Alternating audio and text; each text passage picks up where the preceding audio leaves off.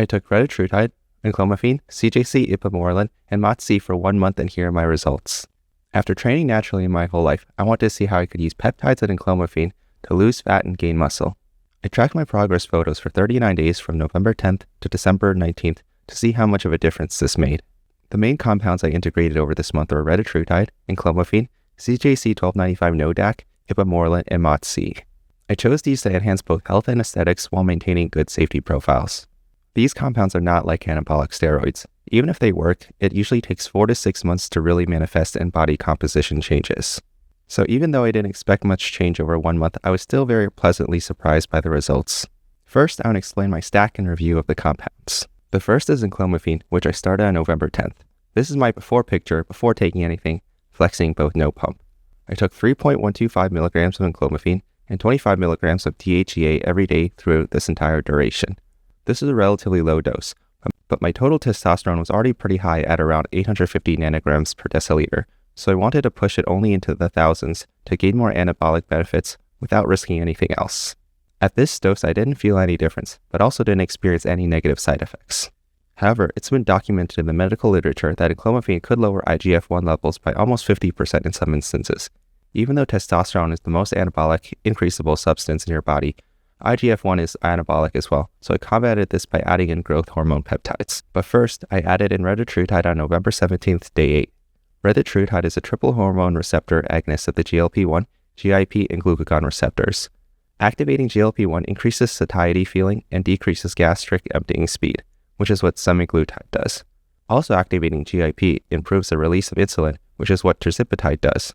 But what makes Retatrutide special is that it also activates the glucagon receptor on top of everything else, which makes the body preferentially burn fat and increase energy expenditure. Altogether, you have a weight loss drug that preferentially burns fat and is relatively muscle protective compared to semaglutide and tirzepatide, making it perfect for body recomposition and leaning out without losing muscle. Initially, I messed up the dosing, so I was severely underdosing Retatrutide the entire time. The first week, I took just 0.1 milligrams, 0.4 milligrams the second week, 0.8 milligrams the third week, and then 1.2 milligrams the fourth and fifth weeks, for a total of only about 3.7 milligrams across the next month. At this low of a dose, I felt absolutely no change in appetite for the first 2 weeks, even with the placebo effect. At week 3, I maybe felt some of the placebo. I wasn't confident that I was feeling any of the effects of Reta until at least week 4, so overall I really don't think Retatrutide did much for me over this month as I was severely underdosing.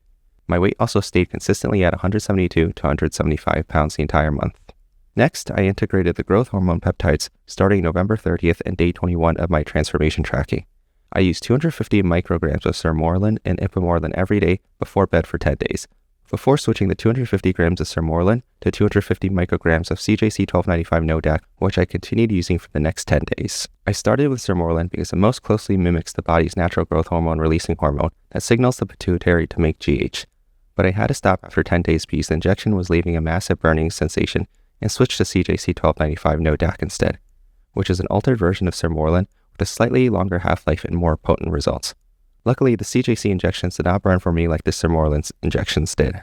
Ipamorelin works in synergy with Sermorelin and CJC because it is a growth hormone secretagogue that stimulates GH release through the ghrelin receptor, a second pathway that does not compete with growth hormone releasing hormones. It was important to integrate these GH peptides because increasing growth hormone increases IGF-1, serving to counteract the decrease that I might experience on enclomiphene. At the same time, if my IGF-1 levels became too high, upping my dose of enclomiphene to 6.25 milligrams daily could have the double benefit of lowering IGF-1 back into safer ranges while increasing testosterone even more. GH itself is also anabolic in the sense that it promotes deep sleep and helps body recomposition because it triggers fat loss. One of the most common benefits people cite with the GH peptides is better sleep quality, and anecdotally, I did experience this. Tracking on my Oura Ring, I generally felt that the days I took CJC and ipamorelin, I had more deep sleep and stayed asleep for longer. The only side effect I experienced was flushing in the face for about half an hour when taking CJC, which is a fairly well-documented side effect and nothing else. Finally, on December 9th, day 30, I added in MOTS-C at a dosage of 10 milligrams per week, with about 3 milligrams dosed every other day on average. MOTS-C is a mitochondrial peptide that is upregulated during exercise. Injecting it mimics the benefits of exercise in theory, activating the AMP-activated protein kinase pathway and leading to increased insulin sensitivity, fat burning, and mitochondrial function. Its effects have been established enough so that it is on USADA's list of prohibited performance-enhancing drugs. From my own anecdotal experience, I felt immediately good every time I took it in the morning right before going to the gym. It was an energy enhancer in the sense that it helped wake me up without feeling like an intense stimulant. I had no side effects from taking MOTS-C, and only occasionally very mild and short couple-minute soreness after injecting.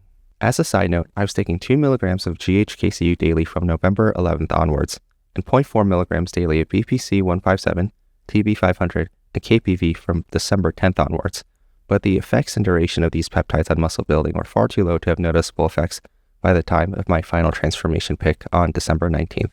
Aside from enclomiphene, in the first few weeks of retatrutide under 1 mg per week, I could feel the positive effects of the peptides and no noticeable side effects. Now let's take a look at how my body composition changed throughout this time. I try to take pictures in consistent lighting with no pump but flexing, and generally in the evenings. I maintain going to the gym about 6 days a week. This is my day 1 of taking enclomiphene. This is day 10 of taking enclomiphene and 2 days on an extremely small dose of Reta. I consider this the real starting date of my 30-day transformation, which I'll refer back on to compare. Now on December 4th, I'd only taken 1 mg retatrutide in total across the last 18 days, and this is on day 5 of taking 250 micrograms of Sermorelin and 250 micrograms of ipamorelin daily. On December 10th, day 24 of my transformation, this was when I swapped to CJC 1295 NODAC instead of Sermorelin. I had just started MOTS-C the day before and had used 2.5 mg of retatrutide up to this point. Finally, here's my result on December 18th after 39 days of tracking.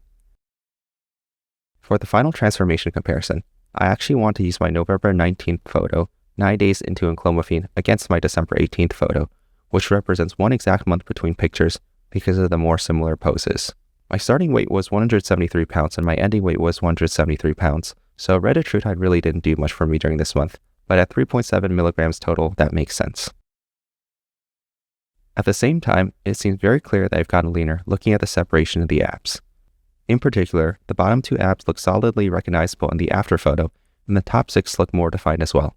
Based on my cycle, I'd say the majority of this transformation was driven by the enclomiphene, Sermorelin, CJC, and ipamorelin. Of course, these results are still very early. My retatrutide dose was too small to have any meaningful effect yet, and my MOTS-C duration was not nearly long enough. As I up the dose of retatrutide to 2 mg weekly and potentially Sermorelin, I expect the results to continue. Depending on my blood work results, I may also consider upping the daily enclomiphene dose to 6.25 mg, which is still on the minimum end of the daily therapeutic dose. Thanks for watching this far, and subscribe to stay updated on my protocols and progress.